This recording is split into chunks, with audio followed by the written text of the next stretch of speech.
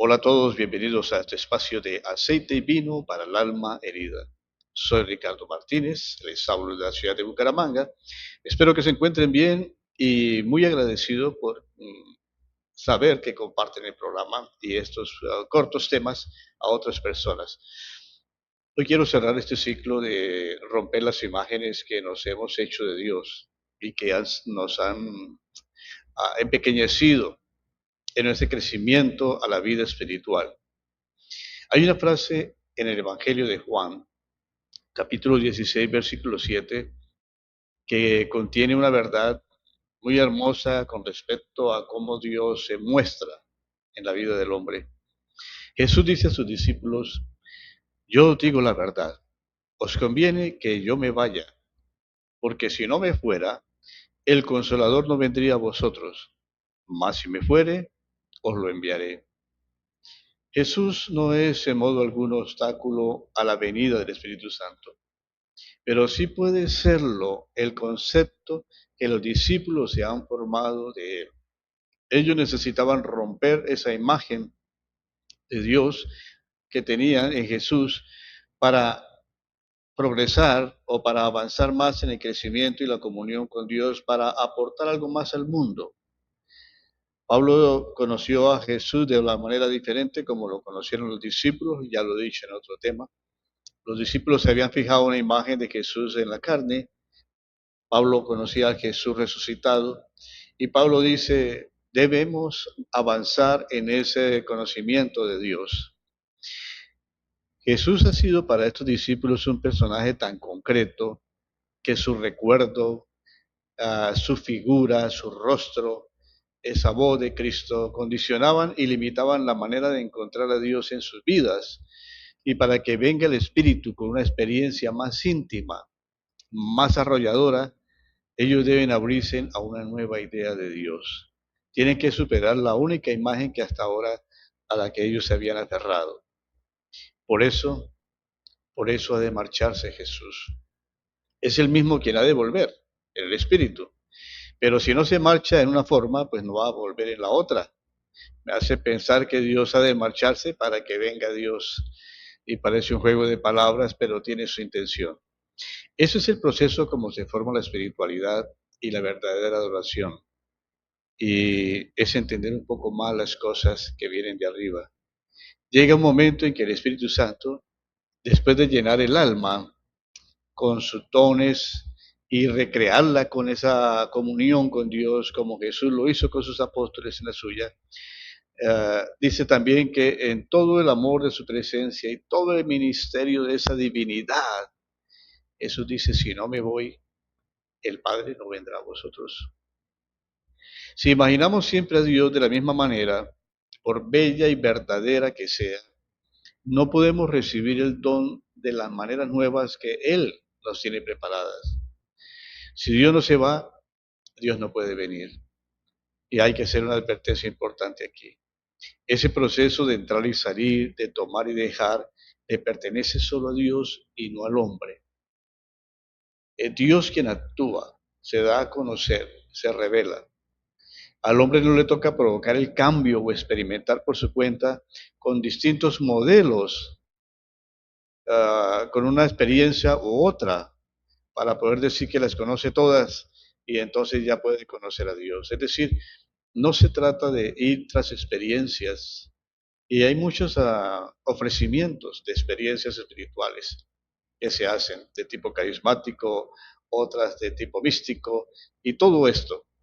Y a veces el alma se pierde en ese transitar de experiencias buscando más, pero debemos tener firme convicción de que Dios es el que guía al hombre a través de su palabra al conocimiento. El Espíritu Santo guiaría a esa verdad. Así que algunos pretenden vivir inclusive acciones pasadas que están escritas en los contextos de la época y los propósitos de Dios. Ese intentar revivir una experiencia es algo presuntuoso y es algo irreverente. Que porque David danzó en un momento, entonces ahora queremos danzas. que porque se tocaban instrumentos, algunos instrumentos, entonces pensamos que el instrumento tiene un alma para alabar a Dios y no es así, es solo un instrumento. Que si se vivió una u otra cosa, inclusive en Pentecostés, entonces vamos a invocarla para volverla a vivir. Y eso no habla bien de ir tras esa revelación progresiva que el Espíritu dio en la palabra para darse a conocer. Nuestra actitud debe ser la reverencia, la disposición y también la disposición a cambiar cuando Dios nos trae un cambio, a permanecer en lo que hemos aprendido hasta recibir una invitación a lo nuevo. Dios se irá revelando, y no hablo de nada místico, hablo de esa apertura de la mente y del corazón a los nuevos conceptos, a los conceptos que Dios tiene en las Escrituras. Pues a eso se le llama crecimiento y madurez espiritual. El crecimiento y la madurez espiritual van de la mano de la disposición y de permanecer. No hay que provocar el cambio, hay que esperar a que Dios siga nos dé esos movimientos en el alma y en el espíritu. Tenemos que tener humildad y tenemos que también tener coraje cuando esos cambios se presenten para ir tras ellos. Hay una obligación de conocer mejor a Dios y entrarnos en ese trato de Dios. Es la razón de nuestra existencia, es el centro de nuestros anhelos, es la meta de nuestros esfuerzos. También debemos permanentemente ayudar a otros a que entiendan mejor a Dios, a enriquecer quizás su oración, su lectura, su comunión con Dios. Esto nos lleva a conocer cuantos más aspectos podamos de Dios, entonces más podemos proponer a las personas en sus situaciones. No estamos a veces preparados para compartir el Evangelio porque no lo conocemos. Saben que el incrédulo, al rechazar a Dios, lo que rechaza es la imagen que él se ha formado de Dios. Y es posible que si se hubiera sabido a tiempo que había otra manera de conocerlo y la hubiera aceptado y vivido, no había llegado a esa negación. Es fácil descartar el ídolo que no se ha fabricado cuando deja de funcionar. El mejor servicio que podemos prestar al hombre de hoy es ampliar su concepto de Dios. He visto crisis en la vida de fe de algunos creyentes que venían precisamente del concepto de Dios con el que vivían desde siempre. Y ese concepto se les había quedado pequeño y ellos estaban pequeños con el concepto. Toda crisis de fe es una crisis del concepto de Dios y por eso hay que enriquecer nuestro conocimiento sobre Dios y robustecer nuestra fe. Muchos hombres debieron luchar con sus propios conceptos de Dios. El apóstol Pablo es quizás nuestro referente, y así como él otros. La imagen que han roto no era la imagen de Dios, sino la imagen que se habían formado de Dios. Quien se ha roto porque había que romperse para dar sitio, para dar espacio a un concepto más digno de él.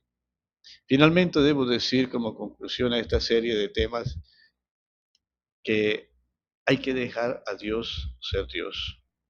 Ese es el acto supremo de adoración.